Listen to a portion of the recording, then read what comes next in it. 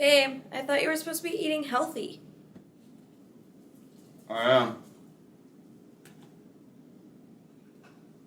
am.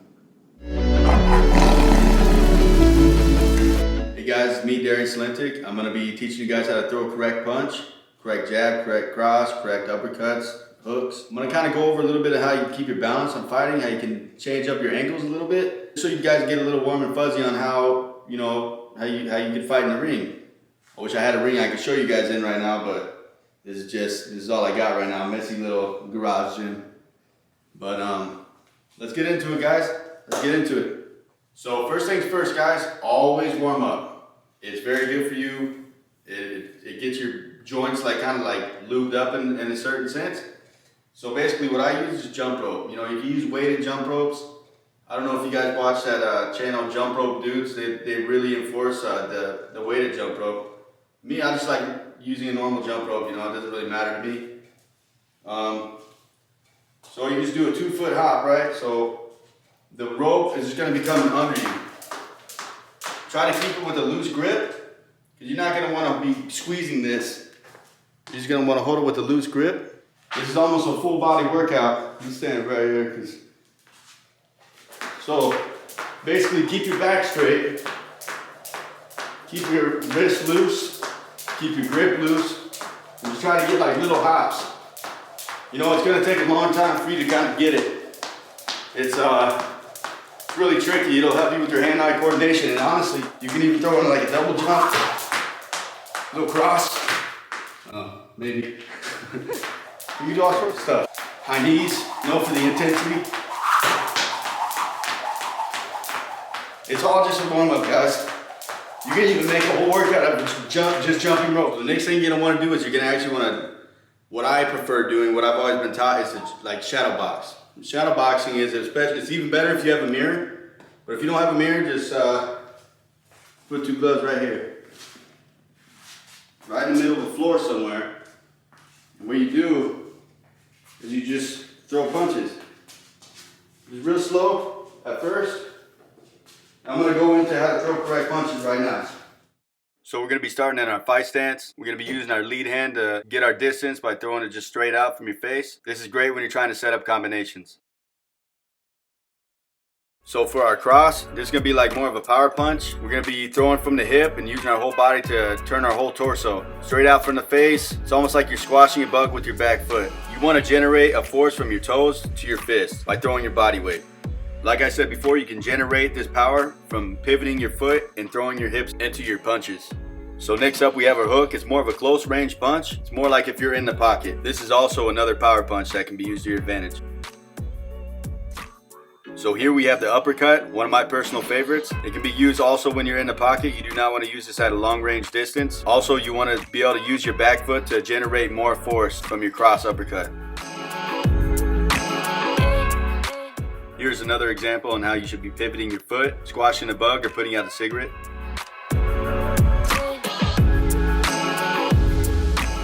So for your lead uppercut, you have a little bit more range because it's your lead hand. Normally it'd be on your hand that's a jab, left or right, depending on your stance, southpaw or orthodox.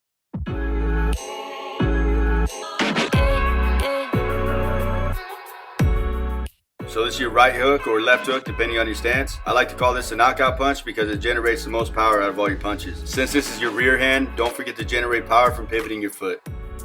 So with most wraps, they'll have a little circle, like a little loop that you can put your thumb through.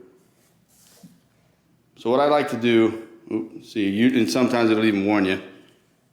It says this side down, so I'm gonna do 4 right around my wrist. Close your fist while you're doing your wrist.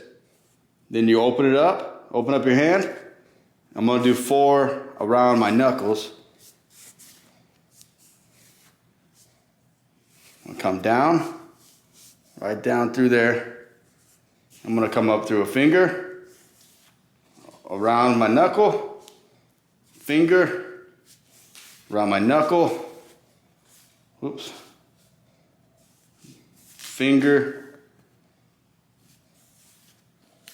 around my knuckle, come back down, and boom. These hand wraps are a little shorter, that's why it's a little weird looking. But right there, this will protect your wrist.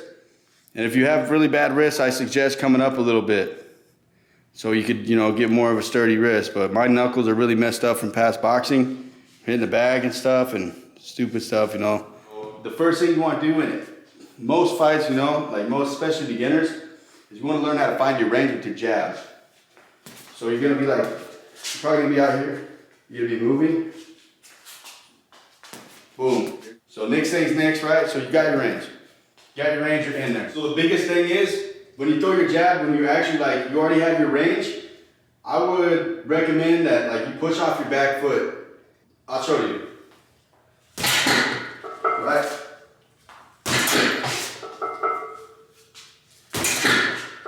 So you notice how I'm pushing out my back foot? That's a great way to just get somebody, like, surprise them with your jab. Now, next thing is, by pushing off your back foot, you'll actually get a stronger jab.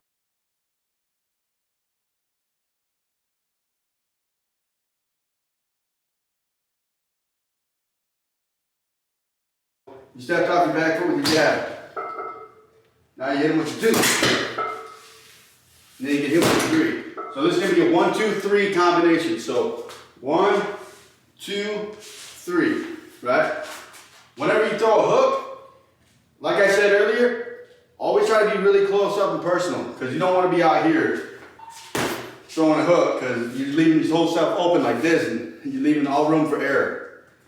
So 1, 2, 3. 1, 2, 3.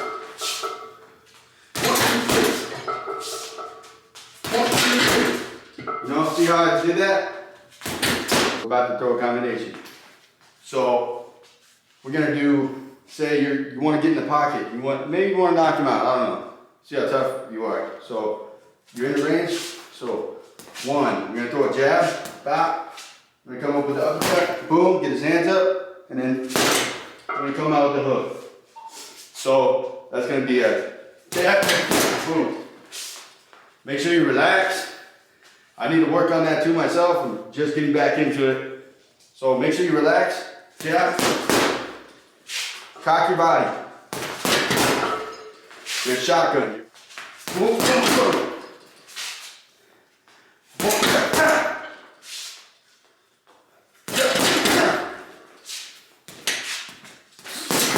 So the next thing we're going to be learning is the slip, right? So the slip is best used whenever someone's throwing a 1, 2 at, like, combination at you, like straight punches. So basically, you're in your fight stance. What you do is you come down like this, and you come down. See how I'm barely moving my head? I'm not moving my head much. And my footwork is also turning. You know, just kind of like I'm throwing a punch, like I'm throwing a 2. 1, 2. But you do this so you can cock back and you can actually throw a punch like this. So say someone's throwing like a jab at me in the orthodox. I can just come like this and come out with a 2. Come up, back, cock out.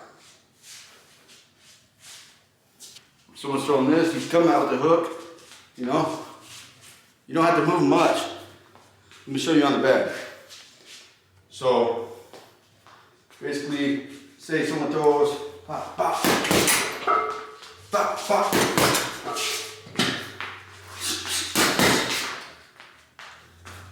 You can even come down and slip, body shots. Slip, body shot. Slipping is very important, and we'll get on to that in a later video. Next thing we're gonna go over is the roll. So the roll is basically if someone's throwing hooks at you, right? You don't wanna get hit, so you're gonna go under. So you're gonna roll under. So roll. Try to keep your back a little straight. Like I said, I'm out of shape. Like I said in the last video, I'm not where I'm supposed to be right now. But basically keep your back straight. If you have a line, perfect. So back, right? Under, because they're gonna be like this. Bop, trying to take your head off. And you should be like, and you can throw combinations, right? So like, say you set up like a combination, you set up a combination with a jab. Bop, tap. Tap.